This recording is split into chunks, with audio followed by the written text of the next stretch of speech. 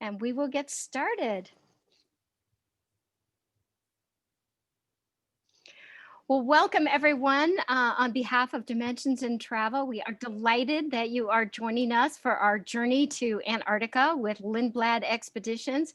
I am so excited. As you can see by my red expedition jacket, I have done this cruise and couldn't wait to wear it at least one more time.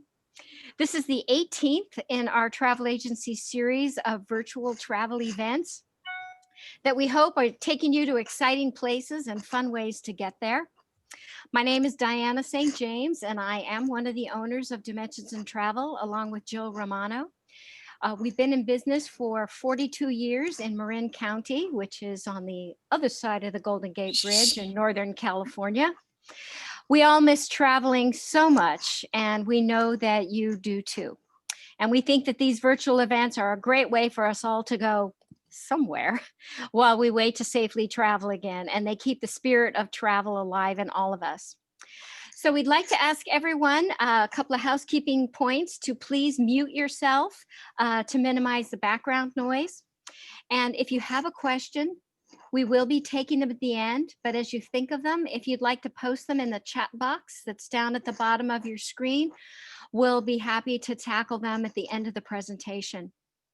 So I am very pleased to be taking you on this trip to Antarctica, a most remote and spectacular place on Earth, the southernmost continent. And on this journey, you're going to see penguins and whales and seabirds and seals and magnificent ice forms.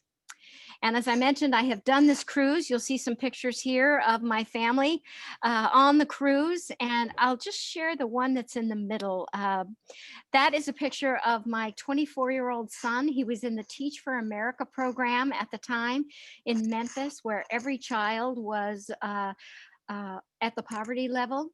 And I'm sure most of them had never even heard of Antarctica.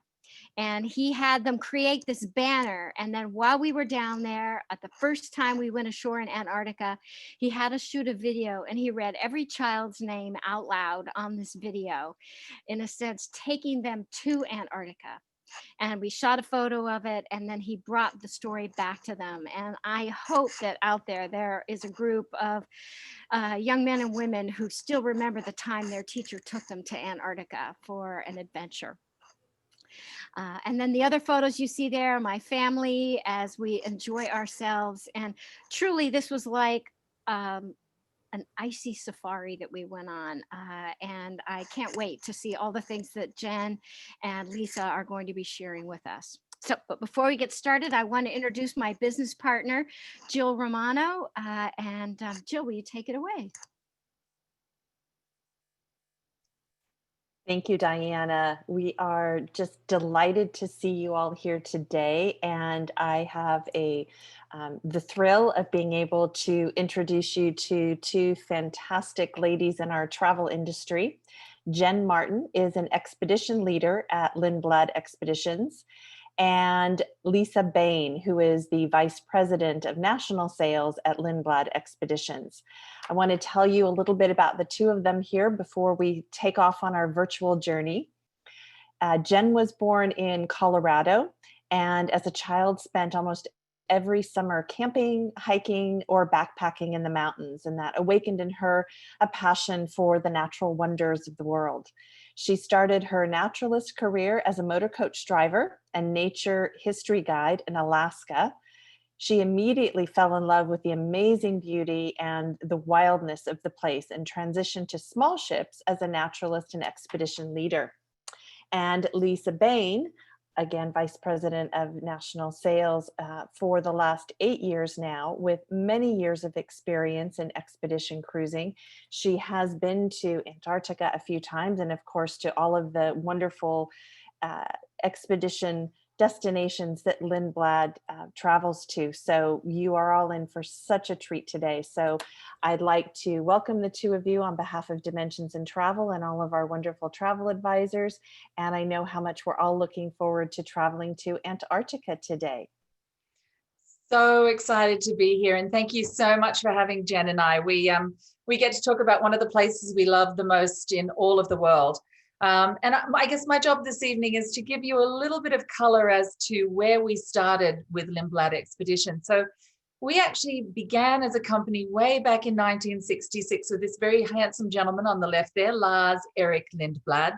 And Lars was an explorer in his own right. And he very quickly realized many years before this photo was taken that these remarkable places, these remote places, were already suffering habitat loss and wildlife degradation. And he tried to think of a way to get people out there to see these places. And so on our expeditions, his goal was to take like-minded, inquisitive people, impassion them to come back as a voice for the preservation of the places we travel to.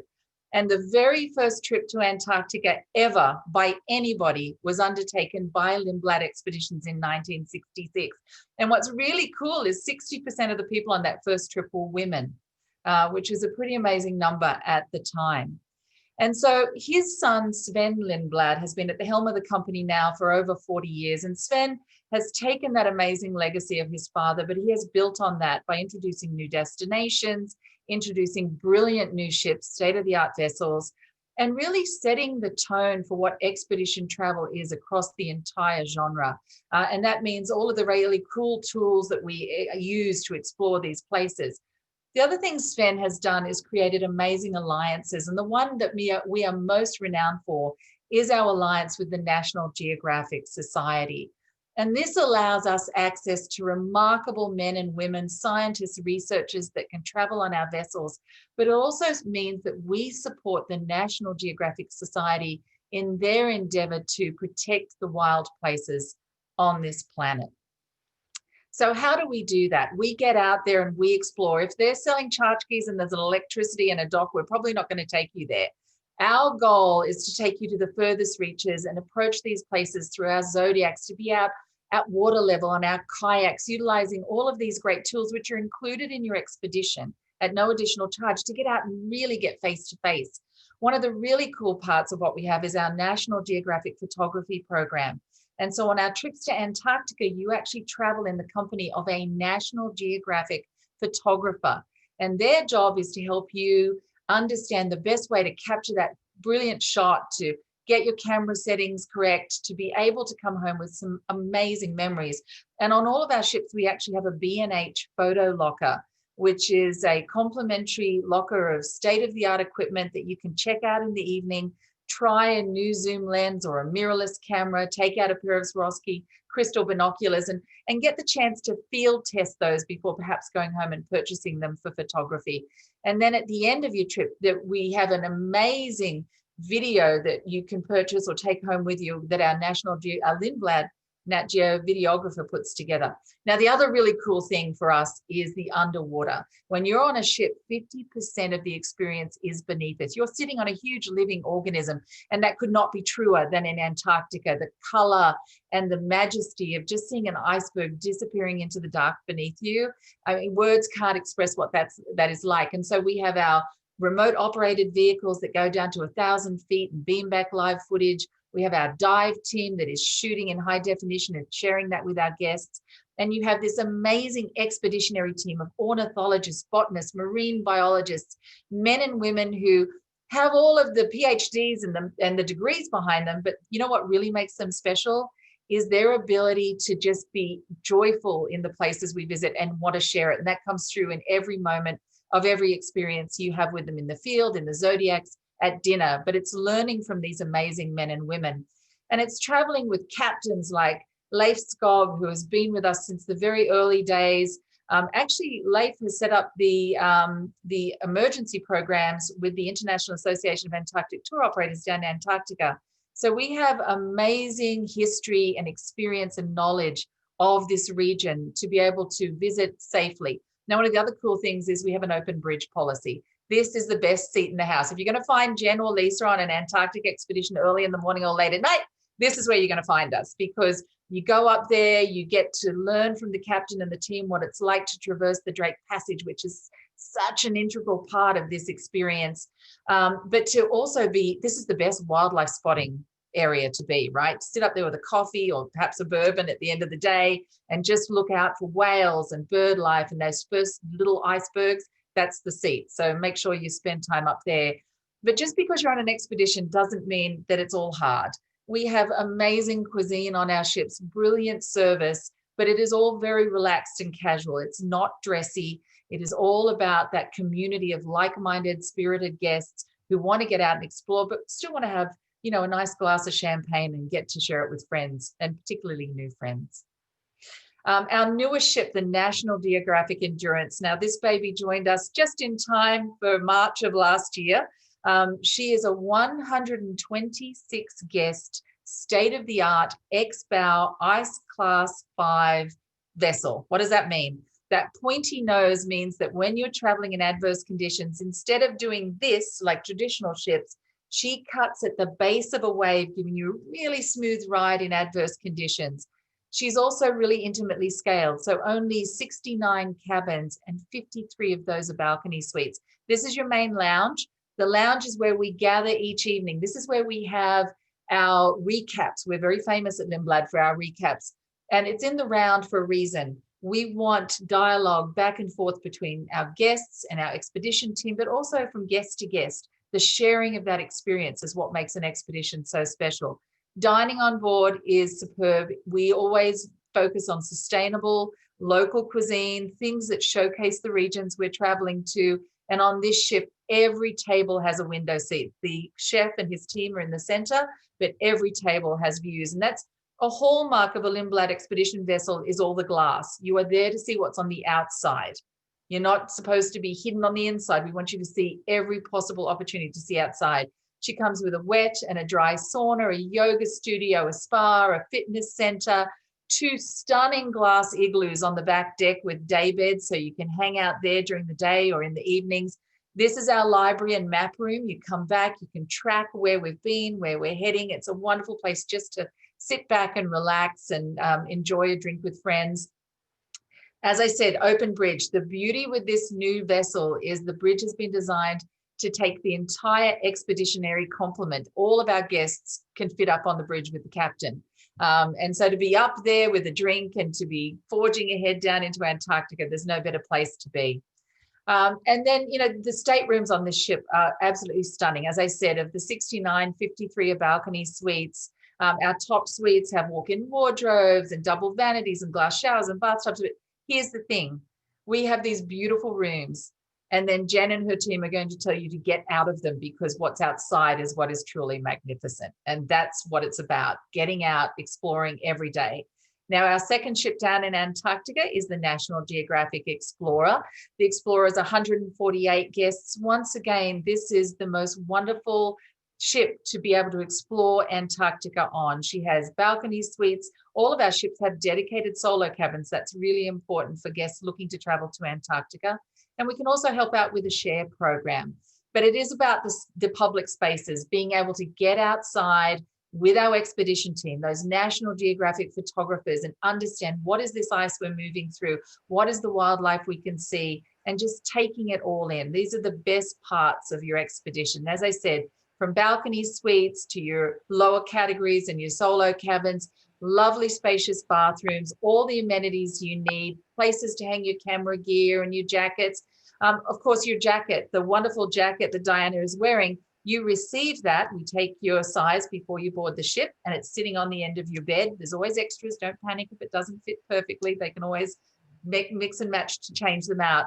But they are just the brilliant addition to be able to get out onto the ice. The library on the Explorer is wonderful. It's a glass library on top of the ship. So there's not one direction you cannot look that you won't see icebergs and wildlife outside. And this has all the books and all the information for all the places that we travel around the world. So it's also a great hub to get together with your fellow guests.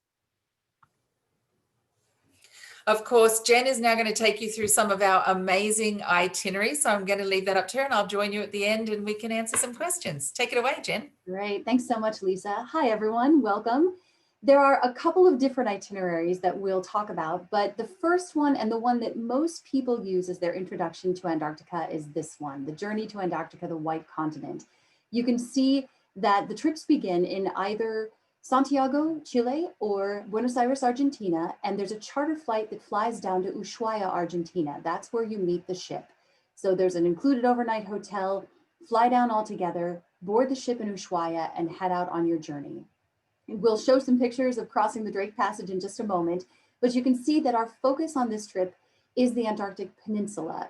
It's a really dramatic, very relatively small geographic area, but it has so much to it. This picture is Ushuaia. You can see this is the southernmost city in all of South America, and it's really dramatic. Looks like a little ski town, and it's a lovely place to begin your trip. You head out across the Drake Passage, and many people are afraid of the Drake and what it means and why should we cross the Drake Passage. Yes, it can be rough. It also can be calm. It is sort of a toss-up, but it should not be the reason that you don't go to Antarctica. There is tremendous wildlife here. You have beautiful albatrosses like this particular one pictured. This is a black-browed albatross. These will follow the ship, and we spend time out on deck looking at these magnificent birds, everything from this size to a wandering albatross, which has a 12-foot wingspan. It's a beautiful place, but also there are whales there. This is a picture of a minke whale in the Drake Passage. There is an opportunity to look for wildlife as we're going along. This is a picture that I believe Lisa actually took of dolphins as you're getting sort of closer to the Antarctic continent. Just under the bow, that orange piece that you see is what we call the bulbous bow. It's the piece right at the very, very front of the ship. So opportunities for wildlife are tremendous. But the thing that I think Lisa and I both agree on, the best part about crossing the Drake Passage is this: your first view of the continent. You've come across this waterway like the old explorers did, and you see this tremendous continent coming out of the fog, huge pieces of ice drifting by, and mountains and snow in the background. And really, that's the way to approach. You really cross over and you envelop the continent very, very quickly just by going across the Drake. You see tremendous beauty. This is a very rocky, mountainous, dramatic place. It's a combination of ice and snow and rock everywhere you look, but in and amongst that, it is so beautiful and so, so different than any place most people have seen. There's no vegetation there. There is very limited landing because it's so vertical, but that drama is what makes it such an incredible place to visit and a place so many people dream about. One of the highlights, of course, is ice. You have giant sheets of ice that cover the continent of Antarctica, and it breaks off into icebergs like this one that are larger than the ship itself. The color is absolutely beautiful, and it's hard to describe it, but you can see from these photos that brilliant, brilliant blue glacial ice. And we spend time not only cruising past these on the ship, but we take our Zodiacs out and do Zodiac cruises in and amongst those. And you'll see that in a little bit. But they're really beautiful, and we never quite know what we're going to find. You might see an iceberg this size. Again, this is larger than our ship, drifting past, and we may come back 10 or 12 days later, and it's completely changed. It looks completely different. So it's always evolving. Everything is always changing. The conditions can be harsh, but that's really what keeps them so beautiful as well. But another piece of this in the early season, and the early season, springtime, is November in Antarctica. So think of it in backwards form. If you're from the Northern Hemisphere, this is springtime. We have what's called fast ice, and fast ice is frozen sea ice. You can see a picture here of two of our ships in the foreground. This is the National Geographic Orion. She's now going to be a tropical ship, and the National Geographic Explorer in the background. They are more or less parked in floating sea ice. And because this is a stable enough platform in the early season, we can go off and do walks ashore. We can drop the line of the bow and have people pull on it to look like they're pulling the ship through the ice. You can look for wildlife as you're on the frozen sea ice. This picture is amazing because the penguins are as curious about the humans as the humans are about the penguins. So they've come across some of the sea ice to see who's walking around in the big bright red and orange jackets.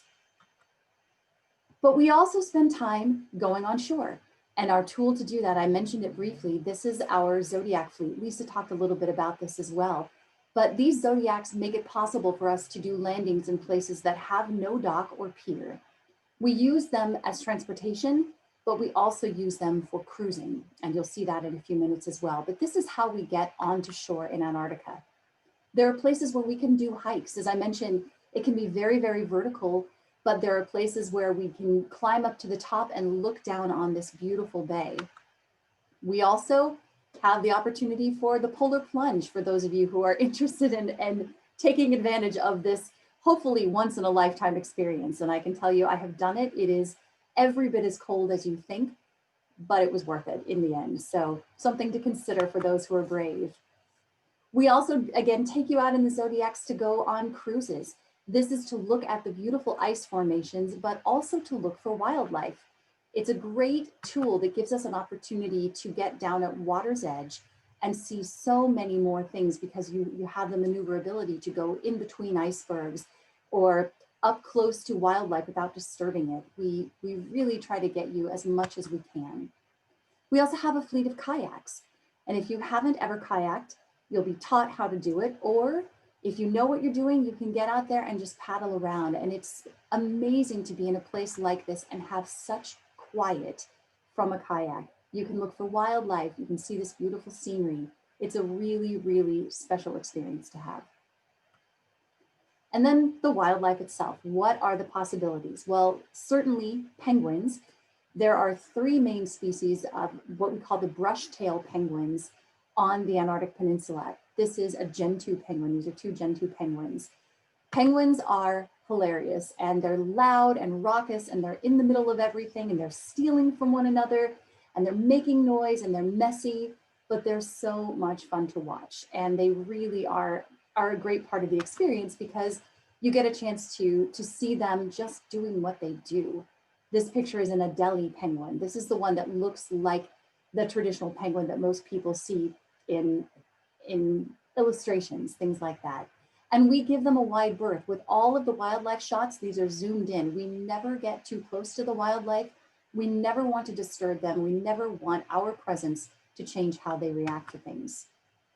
This is a Weddell seal. We also see a lot of seals, and this particular species is often one that's found at our landing sites. You come up in a Zodiac and we come over to the side and you have a Weddell seal just lounging on the beach right next to you. They also sing. So sometimes if you're in a Zodiac, you can hear this sort of loud singing coming from under the water. It's something that's pretty extraordinary. This is a leopard seal, another one that many, many people want to see when they're there. And this one is often found on ice floes as we're cruising around in Zodiacs or in a kayak. And again, we give them a wide berth, but they are really beautiful, sleek animals. And then of course, whales. The summertime there is November, December, January, and into early February. So that's spring, summer, fall, more or less. And this is when humpback whales have come down to feed on the krill that is all the basis of the food chain in Antarctica. So this is a humpback whale. We have ample opportunities to see humpback whales. And again, this is zoomed in. We're never too close. We want to watch them doing what they do in their natural environment. We don't want to be something that affects or changes that, because the best part about them is seeing them feed and seeing them come up and seeing their curiosity as well. This particular one is a minke whale, and Antarctica is the only place I've ever been where I've had minke whales follow me in a boat. I've never had this happen before, but there's a curiosity there and there's a mutual interest in one another. So we get a chance to really explore some amazing things. This is another humpback whale taken partly below the water. You're seeing its flipper, its long pectoral flipper across, and the bottom of its chin is what's above the water surface. And then this is the same species of whale with its mouth wide open and feeding on that krill. And krill is like a small shrimp that is, again, the basis of the food chain. Almost all of the animals that live in Antarctica depend on krill as their food source. And what you're seeing here, the pink part is the upper palate of the whale's jaw, where it's going to take a mouthful of water, push the krill out and have nothing, or excuse me, push the water out and have nothing but krill left. That's the whole idea. But we also, because of this, and you're seeing all of the wildlife that's living in the ocean or depending on the ocean, we want to highlight so much of what's underneath the water as well, because that is the place where, as a naturalist, we can't take you. We can tell you about it, but we can't take you there. So we can show it to you in different ways. So this beautiful shot, the ship is actually very gently grounded in some soft sand, and this penguin is swimming right in front of the ship. as it's just stopped there. One of the ways that we can show this amazing undersea world to you, Lisa again touched on this, we have that ROV, and that is run by our undersea specialist. And so this is one of our undersea specialists who is a diver that goes down under the water and takes high definition video footage, either themselves or with the ROV. And the entire purpose of this is to bring it back to our guests, to show at evening recap what we do and what you can see underneath the water. It's beautiful and colorful and so unexpected. And again, it's an important part of this entire ecosystem, but we can't physically take you there. So they go there for you and bring it back to share. They have lots of experience. They're always looking for something unusual to show, but they also want to show you sort of everyday undersea life in Antarctica, because that is also what is so special here, is just the world going on as it does, and beautiful sea stars and beautiful jellies. It's a really extraordinary place. And here's a video to show you a bit more. The initial roll in feels like pouring an ice bucket over your head. And then about minute 6, the cold starts to seep in ways you didn't know previously possible. Every minute starts to begin this mental warfare with how much longer can I deal with this freezing cold. There's a million different stories that exist below the sea. Polar environments have just as much, if not more, to offer. You always might see something that is either new or will completely boggle your mind with how crazy the organisms can look. When it's your job to go and explore these places and show people what they otherwise wouldn't see, you can completely blow people's minds with all of the amazing aspects of the ocean.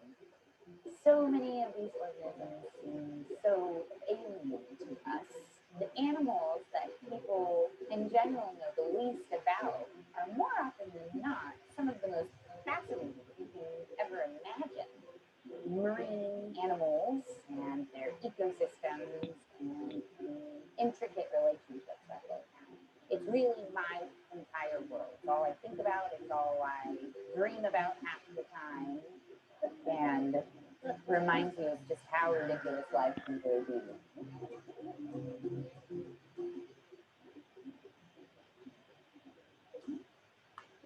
That was Caitlin, one of our long-term undersea specialists, sharing that with you. And you can see there's just so much to it that it's a shame to not be able to share that. So we're happy to have them on board with us. Now, this slide and the next one are something that, this is my favorite part of Antarctica. And it's something that I don't think many people even consider before they get there. And that is the beautiful light. Because you're there in the austral summertime, you have 24 hours of daylight. So the sun sometimes never fully sets, or if it does, it just barely touches the horizon and comes back up. So you get this absolutely beautiful light. You're also getting places where you have so much reflective quality of ice and snow that places where you can see shadow and light are just not what you'd see at home. It's absolutely stunning. And these are not doctored photographs. These are real photographs taken by our team because the lighting was absolutely stunning the days that they took them. So that's something to keep in mind too. There will be unexpected things that you'll fall in love with and talk about for years after the trip, things you didn't even expect would be the highlight for you. Again, wildlife, we have this dusky dolphin. You can sometimes see anything. Again, you don't know where you're going to find it, and we are always looking for opportunity. There's never going to be a time where we rush through the schedule where we don't have time built in for wildlife. So we're going to show you one more video here, and then talk about a few other things. Oh my goodness, we've got about 20, kind of like a disparate pod of about 20 blue whales. Oh my goodness. And they're still here. We're just over there. It's just like pure curiosity, because we are, enrichment in their environment. This is their world. Oh my goodness. Oh, oh,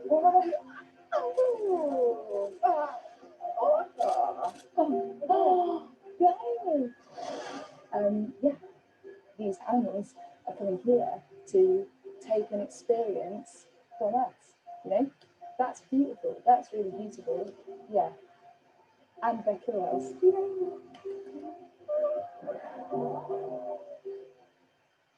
So you can certainly see that Ella is a fan of killer whales. and again, another species that we see often, and we are always, always happy to encounter them. They're extraordinary. Now, just going to briefly talk about a couple other ways to see Antarctica, and then I'll hand this back over to Lisa and to Diana. One of them is a longer trip, the Antarctica, South Georgia, and the Falklands trip.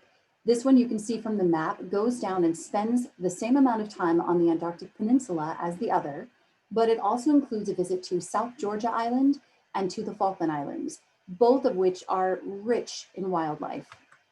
This is South Georgia Island. Like many places, it is called the Galapagos of something. In this case, it's the Galapagos of the South. This is a beach full of king penguins, both adults and juveniles. The adults are the ones with the white chest, the juveniles are the brown fluffy chicks. There are beaches that we end up on in South Georgia that have 20,000 pairs of these, sometimes up to 200,000 pairs of king penguins. It's extraordinary wildlife, and the abundance is amazing. They're beautiful animals. They're quite tall, actually, about 2.5 to 3 feet high if they stand up at their full height. So they're much larger than the other penguins, but huge masses of them here breeding throughout the year. There are also elephant seals. The southern elephant seal is the largest pinniped and that's seals and sea lions, is the largest pinniped in the world. And they come ashore to breed in the early season, in the springtime. And what the result of that breeding comes are these guys. These are called weaners, which is a weaned elephant seal pup. It means they were born, mom nursed them, and she left after about a month, and now they just need to figure out how to be an elephant seal on their own. And again, this picture is very much zoomed in. They approach us all the time, and we have to kind of push ourselves back in a way because they're very curious and they're always wanting to see what happens. And you know, how do you resist that face right there, or this face? These are elephant seal pups, and again, they call them weaners because they've just been weaned. We also, one of the biggest differences in South Georgia and in the Falklands is grass, tussock grass.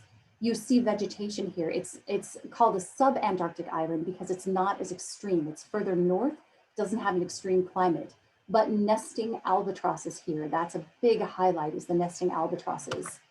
We can also do long hikes. We can recreate a portion of the hike that Ernest Shackleton did when he sailed across the ocean in an open lifeboat, crossed over South Georgia Island on a glacier, and came down into a whaling camp to save his men who were back on the Antarctic Peninsula. There's a small portion of that we can do. And so there are real long hikes that we can actually put together here. And again, in the background, all of those white dots you see are penguins, every single one of them, and they're spread out all amongst this valley. We also visit Ernest Shackleton's grave in the town of Grytviken. This was an old whaling community. It's now a British research station, a museum, and all of the buildings left behind from the whaling time there, just to remind people of what happened there. But we also do a toast to the boss here at his gravesite. When we go to the Falkland Islands are the only place on the journey that are inhabited by a year-round population of people. So there are sheep farms here. There are lots of people that live in the town of Stanley. But this is also a tremendous wildlife destination for nesting seabirds, like lots of albatrosses. You see seals, and you see other penguin species here as well. And then, of course, the British influence. This is a British overseas territory. The Falklands have the town of Stanley, which is very colorful and bright. And lastly, we have one other voyage that goes along what's called the Ross Sea. And the Ross Sea, you can see on the entire Antarctic Peninsula, pictured here, it's sort of the bottom left-hand corner. This one is a long trip that's about 30 days long. It comes down the peninsula itself, goes around the western side of Antarctica, and dips into the Ross Sea. This has a lot of days at sea because you're covering a large distance. But what it also has is great wildlife that you don't find any place else in the world on some of the islands in between the Ross Sea and New Zealand. You have the opportunity to see historic sites where Scott and Amundsen had the race for the South Pole. You see beautiful islands that no one really ever goes to because they're so far south. it's a great opportunity for someone who's looking for something very, very different. And with that, I'll hand it back to Lisa. You can see our folks pulling the ship through the ice, and I'll let her finish up and then we'll hand it back to Diana. Thank you, everyone. Yeah, thanks, Jen. I mean, you know, we talk about the fact that people go to Antarctica for wildlife, right? The penguins and the whales, but often it's the ice that steals their heart, just the sheer colors every morning and night, and it just changes with every minute. And so that's another reason to be up early and stay up late and get out of that room as much as possible to explore. So I did want to share with you some opportunities we do have. So we have our different itineraries: Antarctica, South Georgia and the Falklands, and of course a standalone South Georgia and the Falklands. And at the moment, we do have on select departures free round trip economy international group airfares between Miami and Buenos Aires, or Miami and Santiago, depending on which ship you are, because we bring you to those two cities. We know we're all together, and then we head off on this amazing journey to the White Continent. Now, that is valid for new bookings only, and of course is subject to availability. The other big thing, if you're looking to go to Antarctica in next year, 22-23 season, if you book now before the end of this January, so if you're booking a 22 or early 23 Antarctica departure, and you book that before the end of January, so January 31st, we are holding our 21-22 pricing firm until the end of January. So it's a great opportunity if you're looking to travel, to speak with Diana and Jill and get that on the books right now to take advantage of our 21-22 pricing. So just something to be aware of. So with that, I'd like to hand back to Diana. Wonderful. Thank you so much. Oh my gosh, Lisa and Jen, I feel like I went there all over again. This was fascinating information, and the images are absolutely stunning. I thank you for such a great experience. I wanted to share a couple of memories that this brought up for me. One is I was looking at some old pictures of my sister-in-law on this cruise, and I discovered she's quite the birder, and I had no idea that there was so much birding in Antarctica. Who knew? Now we do know. But I don't have a single picture of her without binoculars in front of her face. So she was clearly in heaven over having such a birding experience.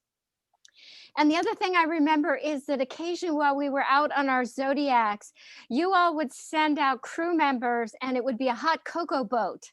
And they would be dressed like Vikings, and they would have hot cocoa that they could add peppermint schnapps to, or whatever else you wanted in your cocoa.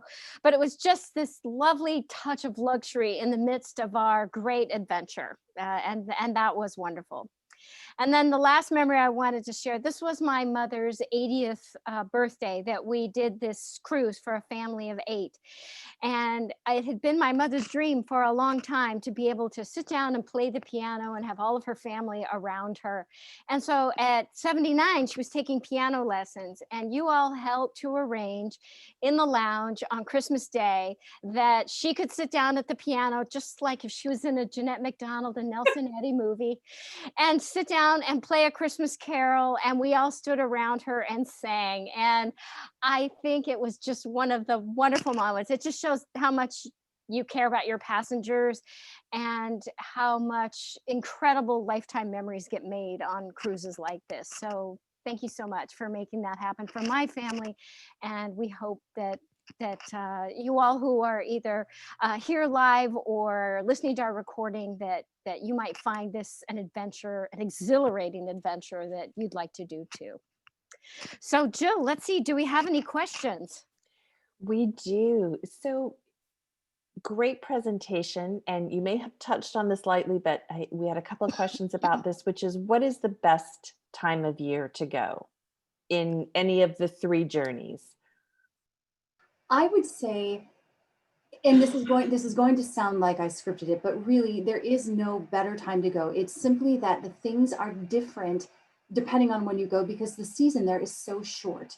So if you go in November or early December, you're seeing penguins, lots of snow, penguins hurriedly building their nests, getting things together, mating, laying eggs. All of this is happening very quickly. And then if you go in Late December, early January, maybe into mid-January, you're starting to see chicks hatching and the adults busily feeding them.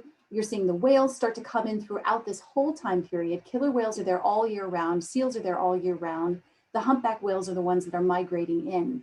And then as you get into late January and into February, you see some of the adult penguins starting to very slowly leave, and the chicks are still there kind of figuring things out on their own and figuring out how to fish and how to keep themselves alive and thriving. And you're seeing more whale activity amongst some of the larger whale species. It just really depends on what you want to see. And there's less snow in the late season. There's a lot more mud and guano in the late season. So something to keep in mind, but you'll never go there and think, it was okay, it was fine. Never. No one ever leaves there with a mediocre reply. It doesn't matter what time of year you go, there's something extraordinary. Another question that we had, and this actually came up, we were in Hawaii a couple of weeks ago, and of course the Pacific Northwest humpbacks are there. And someone asked about tagging the whales, and I wondered if you could share with us from the tracking and understanding how the animals are moving around within the environment. There is an amazing way that that's being done now, and it's through photography.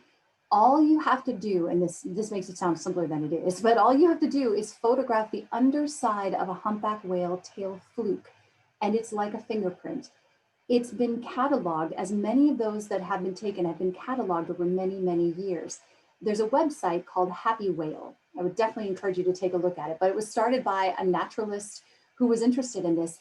And anytime our naturalists or our guests take pictures of whales, wherever we are in the world, whichever ship we're on, they send them in and he tags them with the location. And if that whale has been spotted elsewhere, you can see all of the other photographs and all the other tags. And it's now become a resource for researchers who were doing this with paper copies of books for a long, long time. So there's a network of people that are really involved in this, whether it's an Atlantic population or a Pacific population, all of it's being cataloged together. So it's a great resource for people who are just novices and people who want this research for scientific study. Well, it was also interesting. They mentioned to us, if you think about that beauty and majesty when they breach and come crashing down into the water, there's not a tag that can be humanly possible that's ever going to stick to that animal. Not something that weighs between 40 and 60 tons. There's no way that force. There's nothing that will stay attached. Exactly. Yeah. Exactly.